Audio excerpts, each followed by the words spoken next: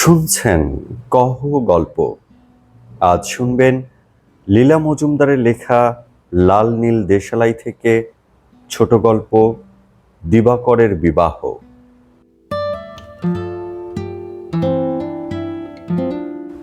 আমার সেজো মামার ছেলে দিবাকরের আর কিছুতেই বিয়ে হয় না। ছেলে কিছু মন্দ নয়, বরং অনেক দিক দিয়ে দস্তর মতো ভালো। দিব্যি 5 ফুট 10 ইঞ্চি লম্বা, ফর্সা না হলেও খুব কালো বলা চলে না। আর্যস্ত দাড়ি গোঁফ কামিয়ে টেরিকেটে হাওয়াই শার্ট পরে দাঁড়ালে দস্তর মতো সুদর্শন বলা চলে। লেখাপড়াতেও কম নয়। আমার নিজের মামাতো ভাই, কম হবেই বা কেন? বিলেত থেকে কি সব ইঞ্জিনিয়ারিং পাশ করে এসে ভালো কাজ পেয়েছে। বাপের অবস্থাও কিছু ফেলনা নয়। ওই একটি ছেলে আর একটি মেয়ে, তার আবার বেশ ভালোই বিয়ে হয়েছে। বাপ সারা জীবন ডাক্তারি করে 2 পয়সা জমিয়েছে বলে তো আমার বাপের বাড়ির সকলে সন্দেহ করেন। আর কথাবার্তা চালচলন দিব্যি হাল ফ্যাশনের কায়দা দুরস্ত। অথচ এহেন দিবাকরের কিছুতেই বিয়ে হয় না। দিবাকরের নিজের যে বিয়েতে খুব আপত্তি আছে তাও নয়, বরং আমাদের বিশ্বাস মনে মনে বেশ একটু আগ্রহই আছে। তবু কেন যে বিয়ে হয় না তার প্রধান কারণ পছন্দ মতো মেয়েই নাকি পাওয়া যায় না। শুনে আমাদের সকলেরই একটু হাসিও পায়, আবার একটু রাগও হয়। পৃথিবী শুদ্ধ সকলের যোগ্যী কন্যা পাওয়া যায়, আর দিবাকরই বা কি এমন কার্তিক ঠাকুর যে ওর বেলায় পাওয়া যাবে না। দিবাকরের বড় বোন হৈমন্তী শেষ পর্যন্ত একদিন বলে বসল, কি বাবা, তুই এমন 7 রাজার ধন এক মানিক হয়েছিস যে তোর বউ পাওয়া যায় না? আমাদের উনাদের সব টপাটস বিয়ে হয়ে গেল, আর তোর হয় না বা কেন? দিবাকর কষ্ট হাসি হেসে বললে, কিসে আর কিসে, তোমাদের ওনাদের কথা আর বলো না। ভাগ্যিস তোমরা জন্মেছিলে, নইলে ওসব ওনাদের কি দশা হতো বলতো। হৈমন্তী রেগে টং।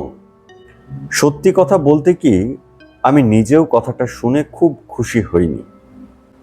আমার মেজ মামিমা সেখানে উপস্থিত ছিলেন, বললেন, আহ, ঠক বাজতে গা উজোর। সেজ বউয়ের সব তাতেই বাড়াবাড়ি। মেয়ের বিয়ের সময়ে শুনতাম ছেলে পাওয়া যায় না, ছেলের বিয়ের সময়ে শুনি মেয়ে পাওয়া যায় না। এর কোনো মানে হয়? বাংলাদেশে কি কারো বিয়ে হয় না? আমার ভাইজি রাধারানী কি মন্দ ছিল? সেজ মামিমা বললেন, কি যে বলো মেজদি, তোমাদের রাধারানীর নাকের ডগাটা কিরকম মোটা দেখতে, ওর সঙ্গে যে কি করে বিয়ের কথা পারতে পারলে এই আমি ভাবি। হৈমন্তী বললে, আমার পিস্তুত ননদ মীনাক্ষীর নাকের ডগা তো আর মোটা নয়, তাকে কেন পছন্দ হলো না শুনি? সেজ মামিমা বিরক্ত হয়ে বললেন, তুই থামতো হিমি, ওই মীনাক্ষী রেগে গেলে তোতলামি করে।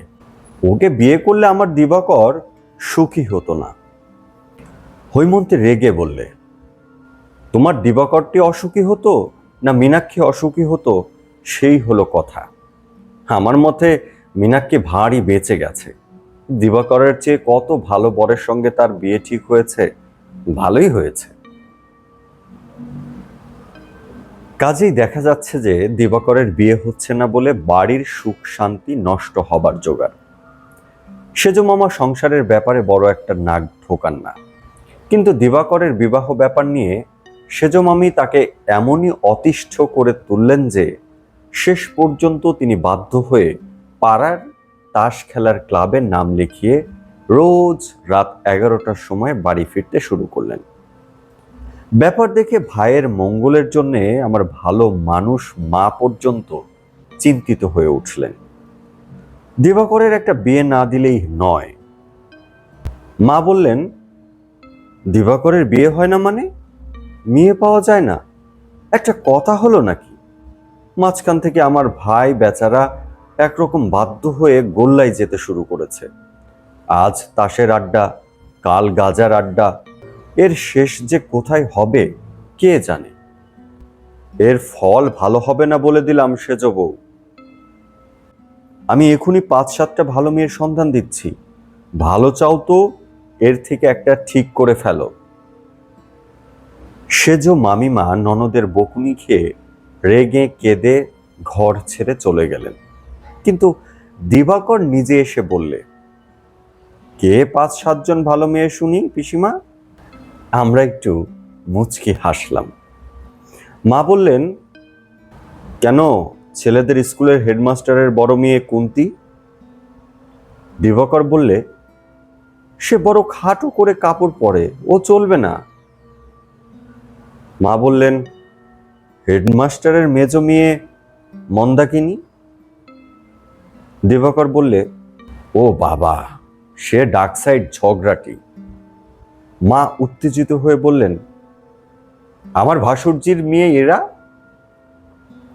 দিবাকর বললে,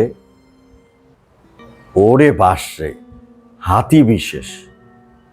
মা আরো উত্তেজিত হয়ে বললেন, খিদির ননদ বিনু? দিবাকর বললে, বড্ড রোগা। আমি এগিয়ে এসে বললাম, পাশের বাড়ির গোপা? দিবাকর বললে, ওরকম সাহেব বাড়ির মেয়ে মনে ধরলে তো আমি বিলেত থেকে আদি অকৃত্রিম মেম সাহেবই আনতাম। আমি বললাম, আমার মেজ খুড়ির বোনঝি ইন্দ্রাণী। দিবাকর বললে, বড্ড হিন্দু প্যাটার্নের। আমরা তখন বাড়ি শুদ্ধ সবাই রেগে মেগে বললাম, যা, তোর বিয়েই হবে না, তুই আইবুড়ো থাকবি, যা না কোনো মিশন টিশনের নাম লেখা। মাঝে মাঝে এমনও হয় যে বিয়ে প্রায় ঠিক হয়ে গেল বলে আবার শেষ মুহূর্তে কোথা থেকে এক ফ্যাকরা জুটে সব পণ্ড করে দেয়। সেজ মামিমা এসব অবস্থার জন্য প্রমাণ সাইজের একজোড়া জড়োয়া বালা গড়িয়ে রেখেছিলেন। দিব্যি মকর মুখ দেওয়া, লাল সবুজ নানান রঙের পাথর বসানো খাসা বালাজোড়া। বালাজোড়ার আবার প্রয়োজন অনুসারে নানান অদল বদল হতে থাকে। যেমন যখন সেজ মামিমার শোয়ের মেয়ের ডলির সঙ্গে বিয়ে প্রায় ঠিক হয়ে এলো, বালার মুখে দুটি ছোট ছোট বুনটি লাগানো হলো, কারণ ডলি যে কেবল 5.5 ফুট লম্বা তা নয়, ইয়া জাদ্রেল গড়নের।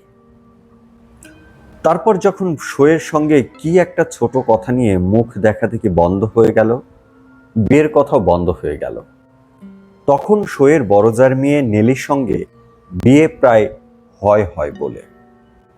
এবার বুনটি কেটে ফেলে মকর মুখটাকে টেনে ছোট করা হলো, কারণ নেলি লম্বায় 5 ফুটেরও কম, গড়নে বেড়াল বাচ্চা, কিন্তু নেলির সঙ্গে কেন জানি হলো না। ক্রমে যেমন দিন যেতে লাগলো, সেজ মামিমা মরিয়া হয়ে কেবল বালা কেন, শাড়িও কিনে ফেললেন। শাড়ি কেনার পর জামা, সেমিস, পেটিকোটও করিয়ে রাখলেন। দর্জিকে বলে সেলাইয়ের জোড়ায় জোড়ায় 2 ইঞ্চি করে কাপড় রাখলেন, যাতে ইচ্ছা মতো ছোট বড় করা যায়। মোট কথা সবই হলো কনে পছন্দ ছাড়া। সেজ মামিমা একজোড়া জরির কাজ করা দিল্লির স্যান্ডেলও কিনে ফেলেছিলেন। শেষ মুহূর্তে দিবাকরই বাধা দিল। শেষ অবধি এমন হয়ে দাঁড়ালো যে আত্মীয় স্বজন সকলেই হাল ছেড়ে দিয়ে যে যার নিজের কাজে মন দিলেন। সেজ মামিমার খুর শাশুড়ি আমার ছোট দিদিমা বলে বসলেন, আমার কথা শোনো সেজ বৌমা, দিবুর বিয়ে যদি দিতে চাও একটা পুজো আচ্ছার ব্যবস্থা করো।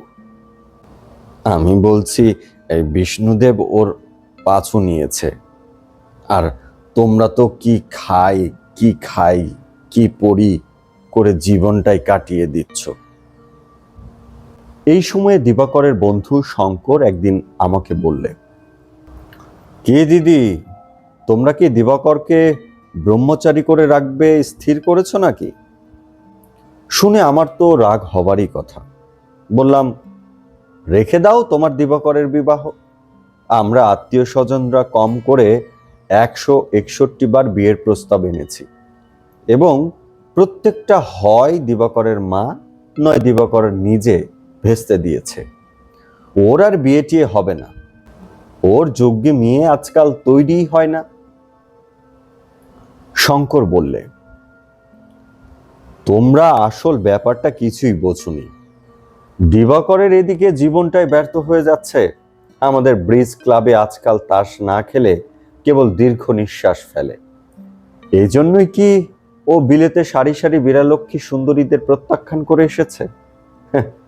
তাদের সব নাকি দুধে আলতায় গায়ের রং, রেশমের মতো চুল, মুক্তোর মতো দাঁত। যেমনই তারা দেখতে সুন্দর, তেমনি তারা কাজে পটু।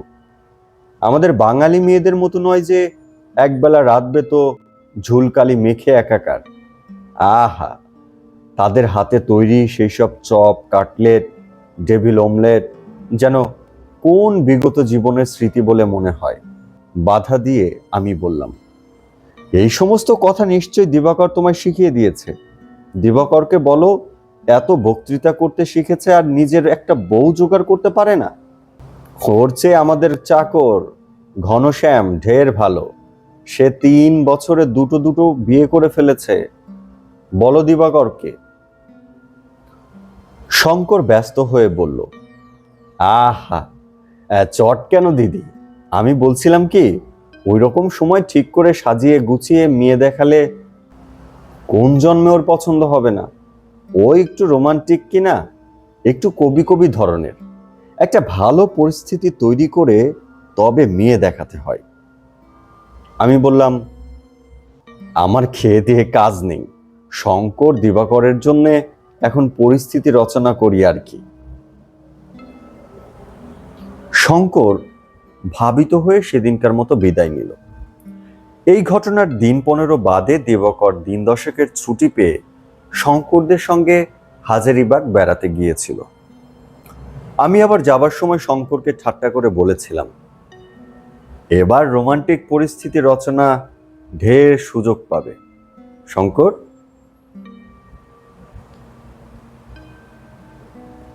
সেজ মামিমার মন খুঁতখুত করছিল, পারলে উনিও সঙ্গে যান, কিন্তু শঙ্কররা কেউ সে কথা উত্থাপন না করাতে দিবাকর অনেক কষ্টে তাকে ঠেকালো।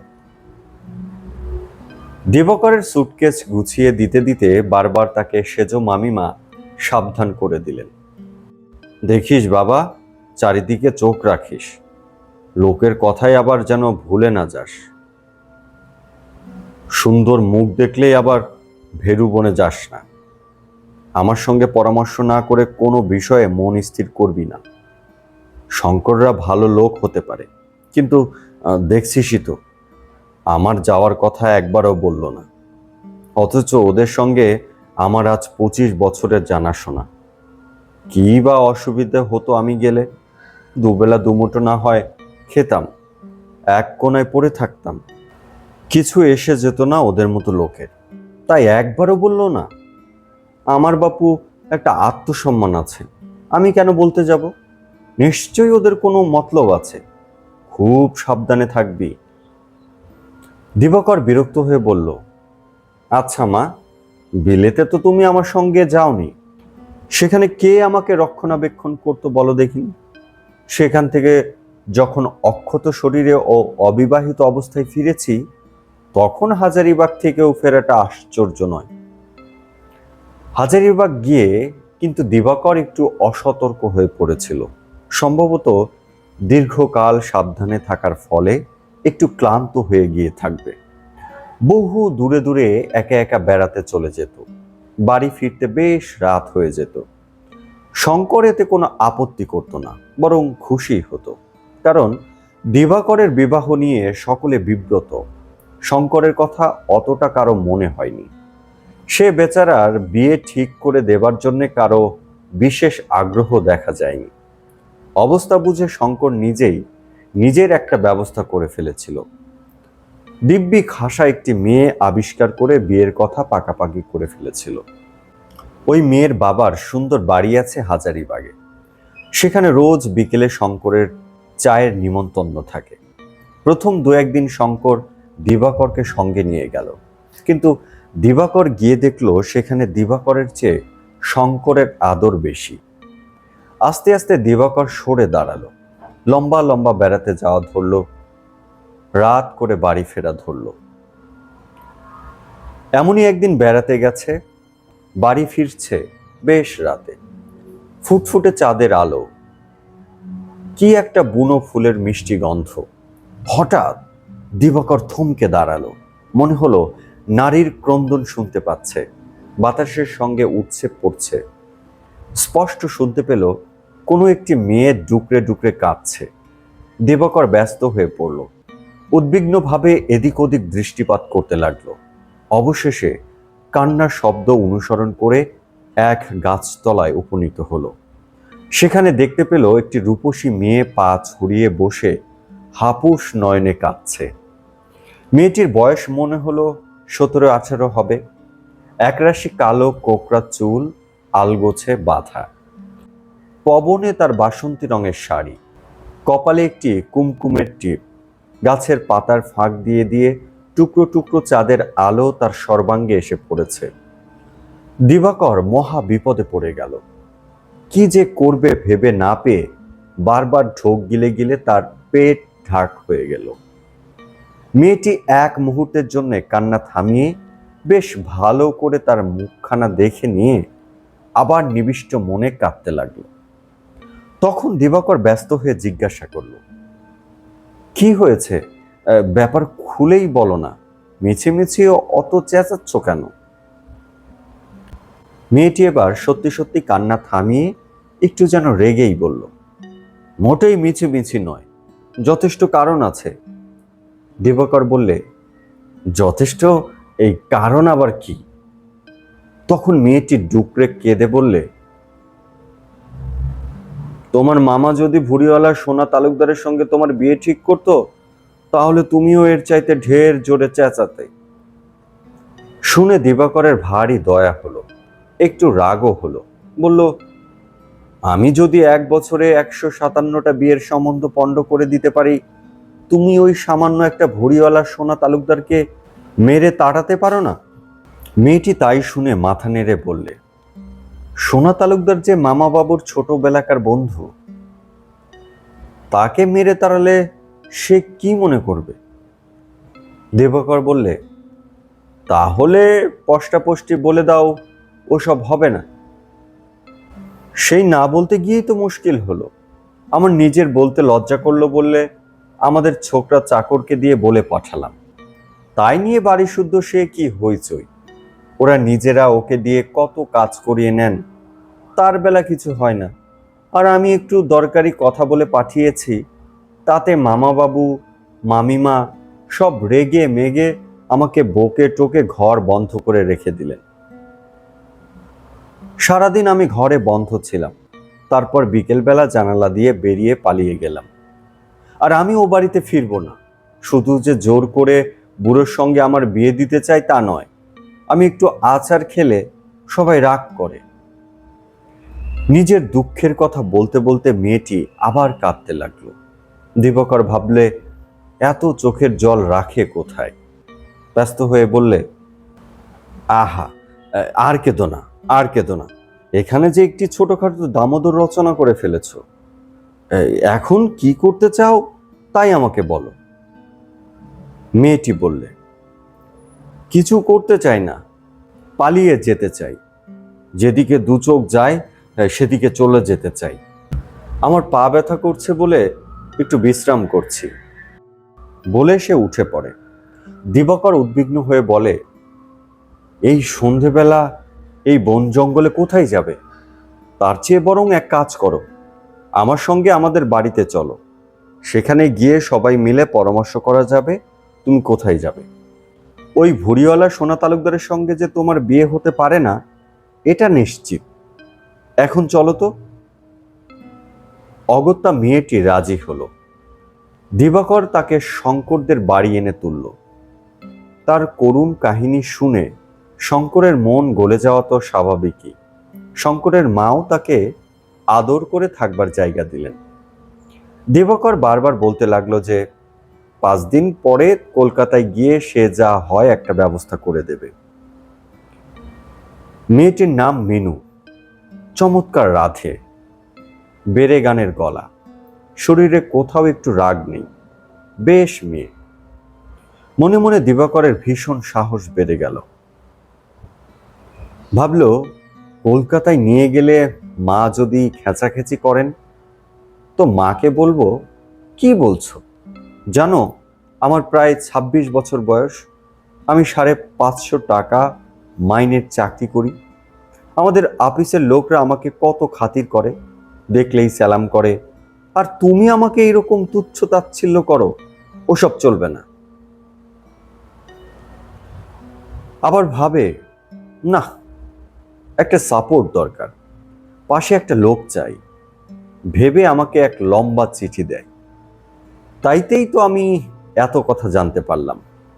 লিখলাম, মিনুকে আমার কাছে নিয়ে আসিস, আমাদের পাড়ার গার্লস স্কুলের হেডমিস্ট্রেস করে দেব, নয়তো মেয়ে পুলিশে ঢুকিয়ে দেব।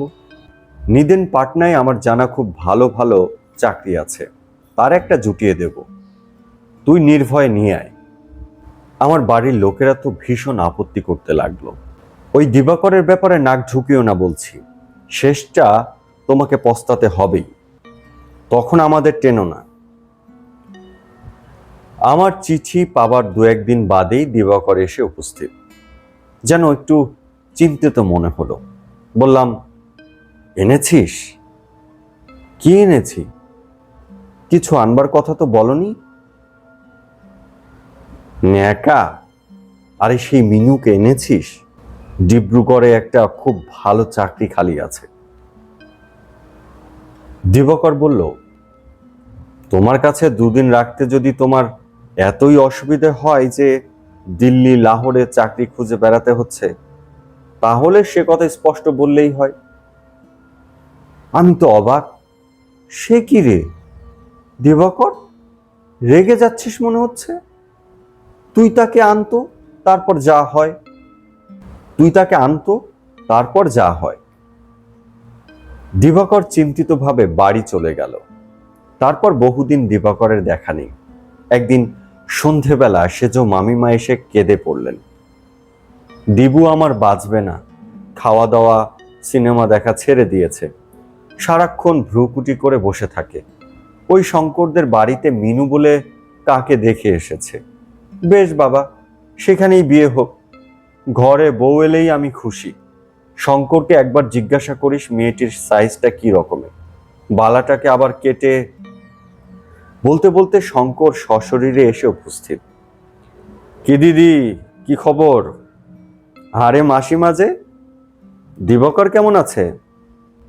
এবার যে বাড়িতে রসুন চৌকি বসাবার দরকার হবে মনে হচ্ছে। দিবাকর নাকি তাকে লম্বা চিঠি লিখেছে। এখন সেজো মামিমা মত করলেই হলো। মেয়ে খুব ভালো, চমৎকার পরিবার, মাসিমার নিশ্চয়ই পছন্দ হবে। এ কথা শঙ্কর জোর করে বলতে পারে। সেজো মামিমা চোখ মুছে একগাল হেসে বললেন, তা হলেই ভালো। আর দিবাকরের যে পছন্দ হলো, এই আশ্চর্য। আশ্চর্য? আশ্চর্য আবার কিসে? সাক্ষাৎ আমার আপন মাসির মেয়ে, শিখিয়ে পড়িয়ে তাকে হাজারিবাগ নিয়ে যাওয়া।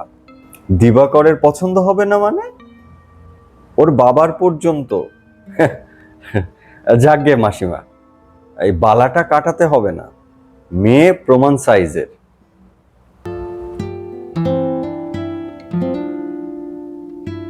বন্ধুরা, এতক্ষণ শুনছিলেন লীলা মজুমদারের লেখা ছোট গল্প দিবাকরের বিবাহ। এরকম আরো গল্প কিংবা উপন্যাস শুনতে চ্যানেলটি সাবস্ক্রাইব করে পাশে থাকা বেল আইকনটি অন করে দেবেন। এছাড়া গল্পটি কেমন লাগলো সেটিও আমাদেরকে কমেন্টস করে জানাতে পারেন। গল্পটি ভালো লাগলে অবশ্যই প্রিয়জনের সঙ্গে শেয়ার করতে ভুলবেন না। এরকম আরো গল্প কিংবা উপন্যাস নিয়ে আবারও আপনাদের সঙ্গে দেখা হবে। সেই পর্যন্ত আপনারা সবাই ভালো থাকবেন, সুস্থ থাকবেন। মোস্ট ইম্পর্ট্যান্টলি কহ গল্পের সঙ্গেই থাকবেন।